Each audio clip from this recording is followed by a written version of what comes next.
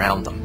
Out of all the near-death experiencers that I've studied that had their consciousness come apart from their body and where they were seeing earthly everyday events, essentially all of them, what they describe, has been absolutely plausible. And of all the near-death experiencers I've seen who actually went and sought out verification of what they saw while their consciousness was apart from the body, every single time, with only one exception, what they saw was or heard was absolutely correct. And there is no explanation for that, for consciousness apart from the body, at the time you're having a cardiopulmonary arrest. To people that think that near-death experience is not legitimate, I would remind them that there's at least 12 to 15 million Americans that have had near-death experience.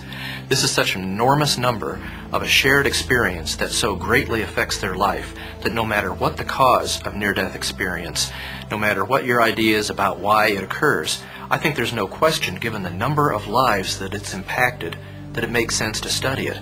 It's an incredible phenomenon, and again, the implications are enormous. A medical practitioner who has experienced this firsthand is Dr. Melvin Morse of Seattle's prestigious Children's Hospital. The near-death experience is, in fact, the dying experience. We will all have this experience when we die.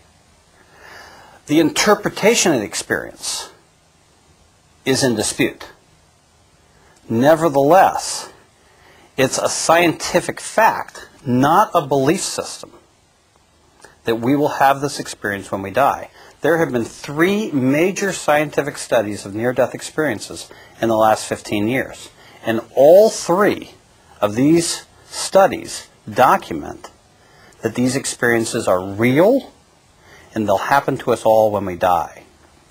So the old ideas that these experiences are caused by a lack of oxygen to the brain, or are hallucinations caused by chaos in the brain at the point of death, are caused by the drugs that are given to patients that we resuscitate when we're dying, those ideas were, of course, respectable scientific theories that turned out to not be true.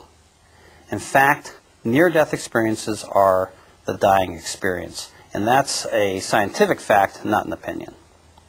I think in terms of, yes, certainly in terms of the consistency of the testimonies in near-death experiences, it suggests that the experience is a reality which is not purely the product of brain chemicals, because, I mean, we know from studies of the effects of drugs ordinarily that if you give one person a drug and then give the same drug to another person, they'll have 2 completely different experiences. There might be broad similarities, but not the level of consistency you find with the near-death experience.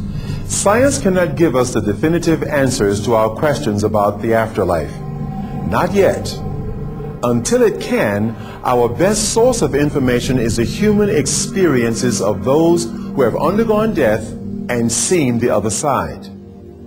One such story is that of Daniel Ekechukwu, an African pastor who lay dead in a mortuary for 3 days, yet lived to tell the tale.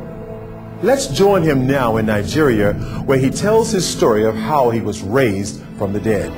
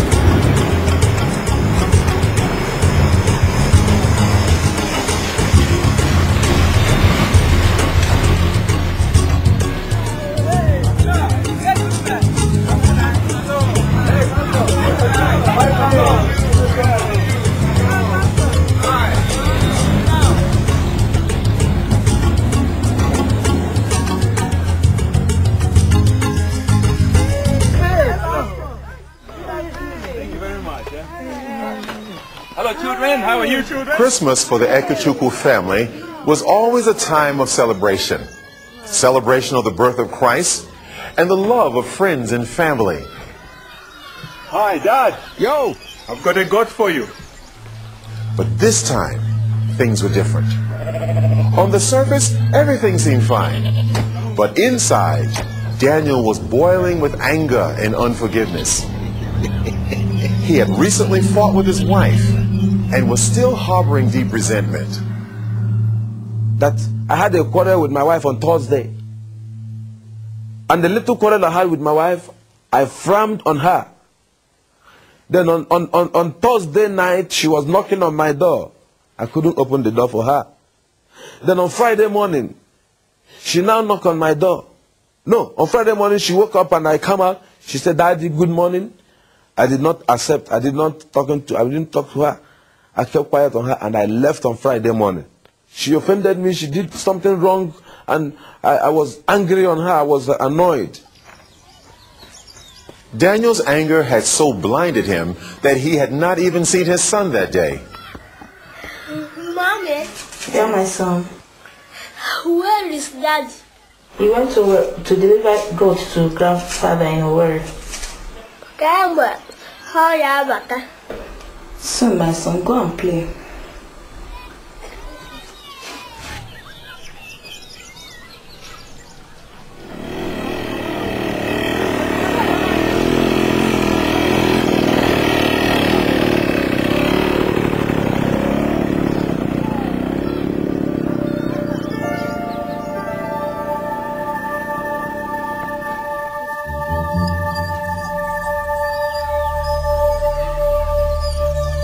Daniel's thoughts that day were somewhat distracted, almost as if his mind were somewhere else.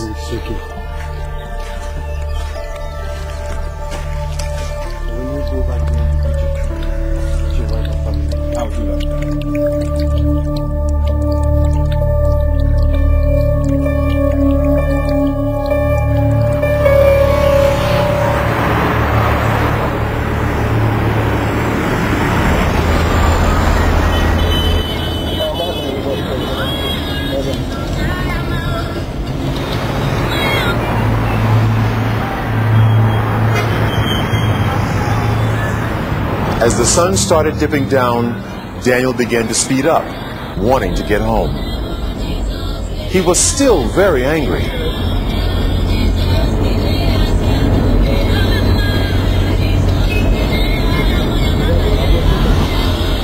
Nigeria's inner-city side streets are notoriously undeveloped.